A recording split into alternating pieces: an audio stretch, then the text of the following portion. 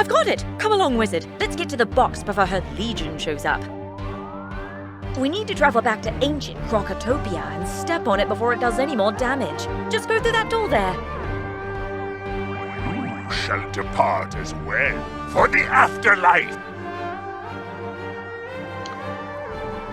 What's up, team, and thank you for checking in on us. Today we are continuing our Housing Gauntlet farming series. Today up on the docket is the Doomsday Krok Gauntlet. We have our trusty, rusty explorer here, Alex Deathmask, and our trusty Carrie over here, Leah Dark Dreamer. So we're going to be hopping in here today. As I look at Tier 2, it seems to be quite incomplete. Checking on the wiki page, there is a... Let me turn my page over here. Sokar Keprish, I believe you call it, that it would be good for a fire or myth character. It's a hat, obviously, but that and the... what's the name of that pet? Let's put it up on the screen now. So you got that pet, which I believe I got both of those items from Tier 1 when we did our Tier 1 run. So excellent. So yeah, that's about all I got. Tier 2 is levels 26 to 50. There are, I believe there's 5 fights, if I'm not mistaken. And we will do a separate video on the bonus fight. So, hey, that's all I've got to jabber on about right now. So let's quit wasting time. Let's hop on in there.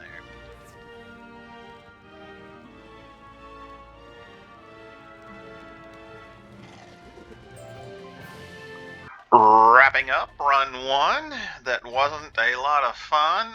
As we gaze over here, and apparently we got a snack.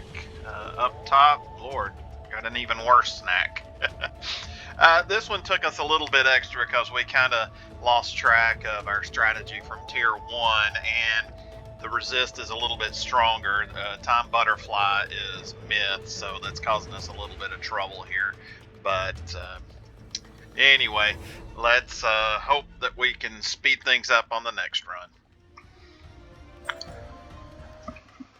Run 2 was a lot more smooth than the first one.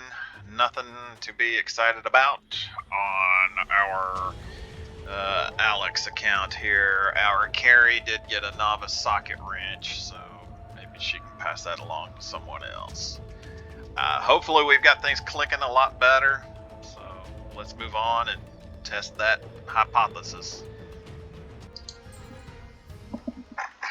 Alright, for run number 4, we are heading to the door and not looking back. Before we hit the door on round 4, nah, let's just go ahead and hit the door. Goodness gracious. We did survive from run 5, and check it out! We got the boots. Wait a minute, the boots? That wasn't on the list. What level are those? Level 20 boots? Interesting. That wasn't on the list. Well, hopefully we discovered something. How do they look compared to the 10s that we have now? Health better? Well, the damage is either equal or, overall. The stun resist, I'm not sure losing 2 stun resist is that big of a deal. But, boy, oh boy. Yeah, how about them apples, baby? Let's see where'd they go, right here. Yeah, okay. Alright. And it comes with a blade as well, which, obviously in team setting is a lot more valuable than that vampire. Rock on. Okay, well, that keeps us motivated to move right along and see what we can get next. Let's see what run number 6 is in the mix for. Boring. That's just kind of tough. But let's keep plodding along and maybe we'll be surprised again.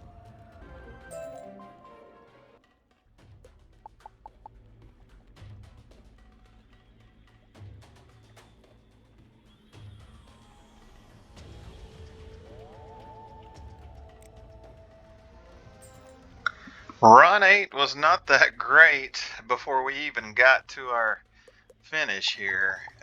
Boy, it went sideways on us a couple of times. We had some stuns. We had, gosh, just some unfortunate draws. Goodness, that was a rough one. So let's carry on to run number 9. I'm feeling pretty fine after run 9. Check this haul out. Oh my gosh. A socket wrench and a hat? Holy camole. Man. And a level 20 hat at that. So, goodness gracious. Boy, we feel like a cat. But, excellent. So that was a smooth run. We felt, actually that was our best time by a minute. So, gosh, that has to be the best one. So we got one more. I don't know if we can have a grand finale, if we can follow this one, but hey, you never know. Let's go find out. Finally, run 10 for the win, or at least the finale anyway. And this turned out to be our worst. Well, no, I'll take that back. It wasn't our worst run, but gosh, boy, I tell you, getting the average runtime this time is going to be pretty tough because it is quite varied and quite a spectrum. So we might do something different there. But I tell you, I guess it's just the RNG. If it goes against you in that final fight, it can triple the amount of time that you spend in there. So nothing at all really that go around, but we will get our numbers together and be back shortly. So right back we are to wrap things up for this 10-run farming of the Doomsday Krok Tier 2 Gauntlet. Overall thoughts, not too well, gosh, I guess not too awful. Maybe that might be a way to describe. Well, it's obviously a way to describe it. But I'll have to say that 50% of the time, what I would call sideways, the boss fight went sideways. So that was kind of tough. The major two culprits of it going sideways was, well, okay, for me it was two things.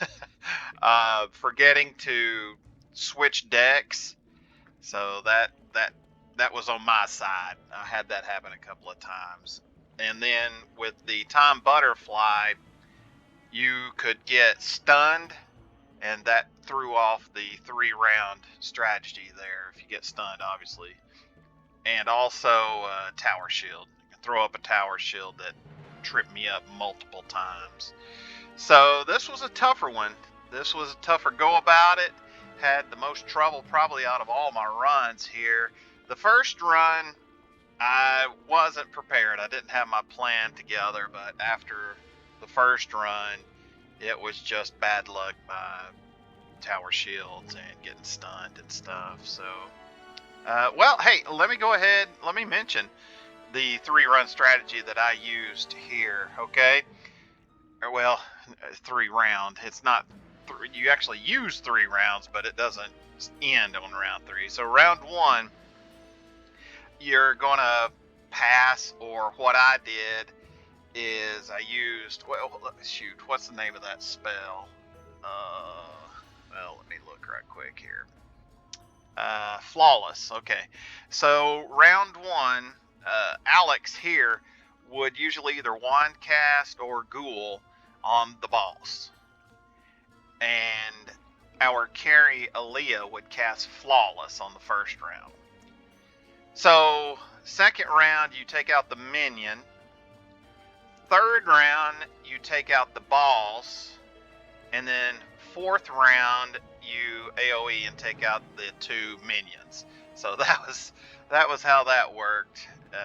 Well, air quotes around worked, but anyway, I do love this gauntlet. It's beautiful. The water is, I mean, look at the reflection there. I mean, that's awesome. Love it. Love this place. But it definitely had its challenges. So, okay, let's hop in here then. Gold I wasn't able to do because I had to pour it out and I had to refill my potions and stuff, so I really lost track of that. Couldn't keep up with it. Experience points, I gathered about 200. Well, not about. I gathered 201 XP in this one. So interesting. I'm level 26, as everybody knows here. So yeah, well there's that. Time, the time that it took to run there, I kind of broke it down into two different ones here. My average times. If everything goes to plan, and you remember your deck, and you don't get stunned, and you don't get a tower shield thrown up on the hit round, all that jazz. It takes about 7 minutes. That's about 7 minutes when it goes to plan. Now, if it goes sideways, my average time when it goes sideways was 17 and a half minutes. 17 and a half minutes. I was able to get a sideways run in 12 minutes. My longest was 22 minutes. So it was a challenge at times. And like I think I've said, half of my runs went sideways. So that's just how that is. Let's see. So yeah, I mentioned that my carry had 2 decks. Just the normal deck for the mobs was 2 epics and 2 humongo frogs. That's all I used for those. Now, when we got in here for the time butterfly, I packed some flawless. I had a troll, had a gobbler, a humongo frog, and of course epics for each one of those hits. So that is how that went. As far as what I might do different next time, the mobs out here are elites. I think most of them. Well, all the fights have at least an elite in there with them, and they're all elemental schools. Well, they're not all elemental schools, but you do have elites that are elemental schools. So if you think you can just blow through here with a storm, or ice, storm or fire, really. I don't have a super strong ice guy, but anyway, my myth carry was perfect for just blowing through the mobs. No real issue there at all. But if you want, especially, elemental be tough. It'd be a little bit of a challenge as we move on up into tier 3, I imagine. It might be tough with those mobs, but that myth was not ideal for the boss fight, obviously, because the boss is myth.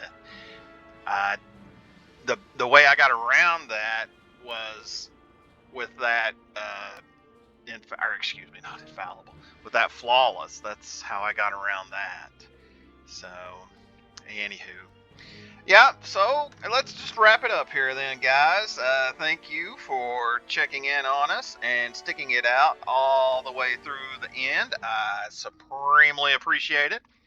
I hope at some point throughout this you did gain some information that might be able to help you in your runs, and hopefully every now and again you might have grinned or chuckled or something like that.